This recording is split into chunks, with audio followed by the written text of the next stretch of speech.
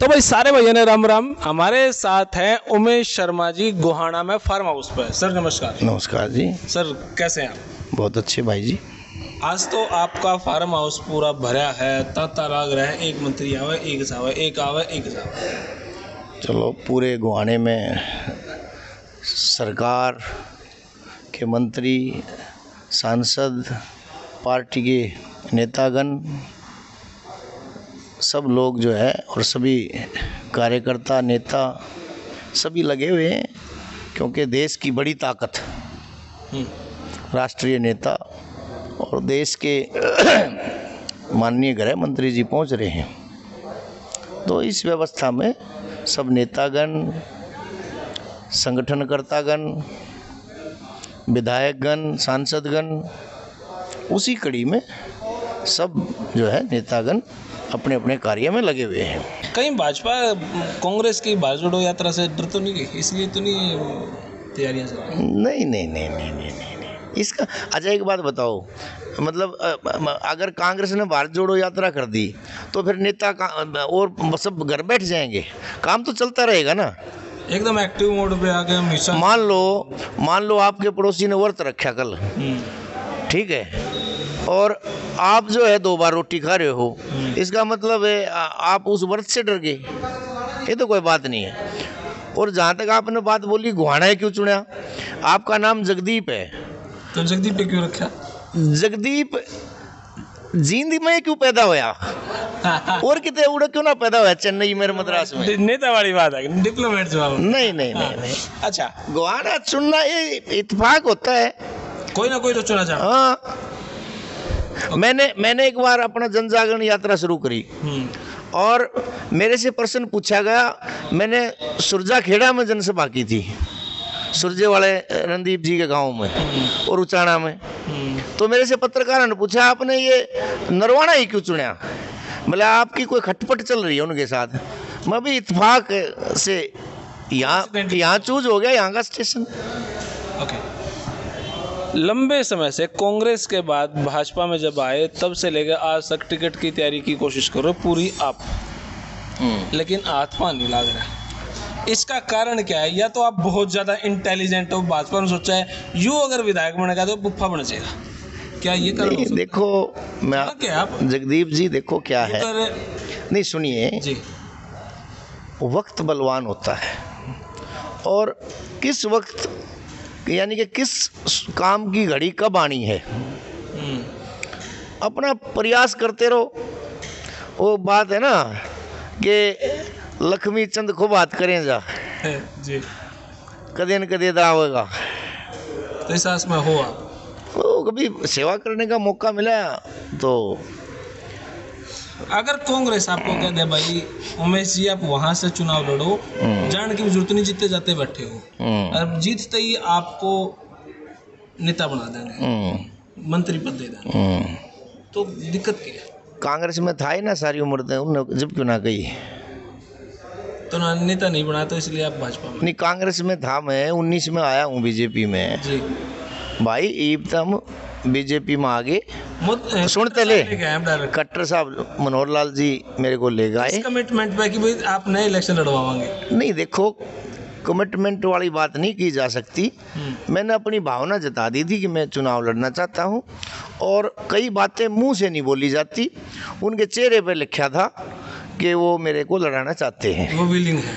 लेकिन पार्टी संगठन के फैसले होते हैं कि भाई नई बात बनी, कोई बात नहीं, बीजेपी में हूँ, बीजेपी में रहूँगा।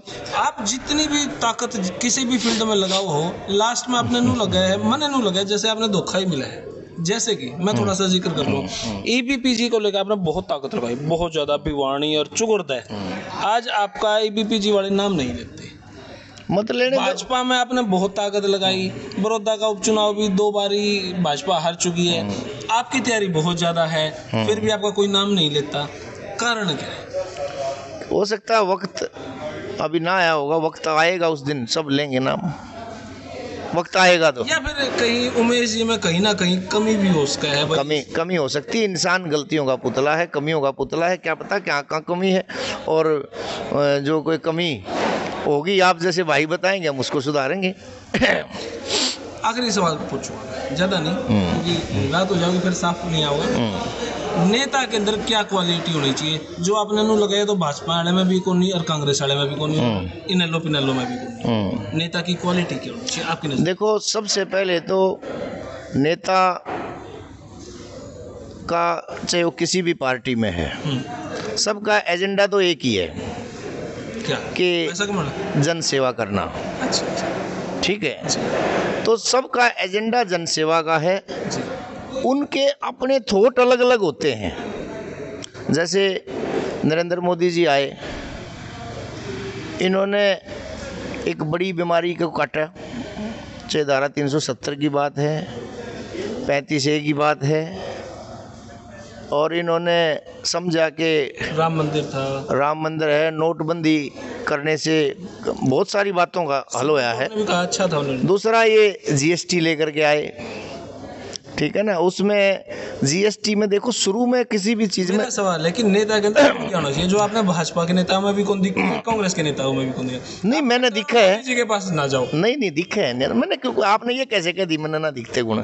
मतलब ऐसा कौन सा गुण है वो और होना चाहिए? देखो, ऐसा है, सीधी सीधी बात है भाई, वह गुंजाइश रह रही है भाई। देखो, नेता के अंदर जन सेवा के प्रति धर्म के साथ जन सेवा करनी चाहिए, नंबर एक बात।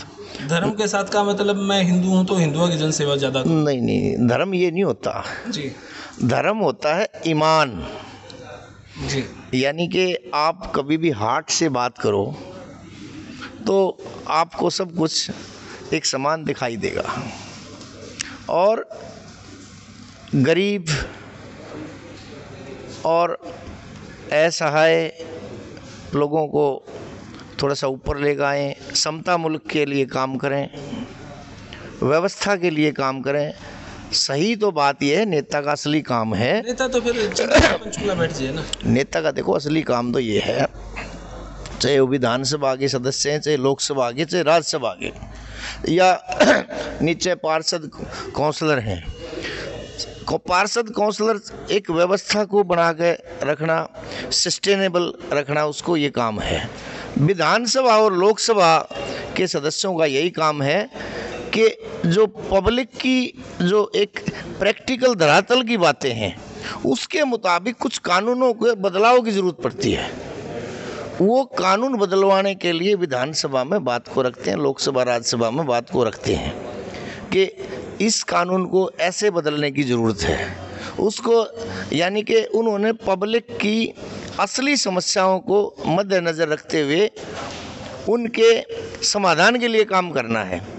दूसरी बात है कि जो सरकार ने व्यवस्थाएं दी हैं जनता के लिए, उनको सस्टेन रखना, यानी कि प्रशासन से मिलकर के प्रशासन को और जनता को जागरूक रख के जनता की समस्याओं को समाप्त करवाना। चलो, बहुत बहुत शुक्रिया।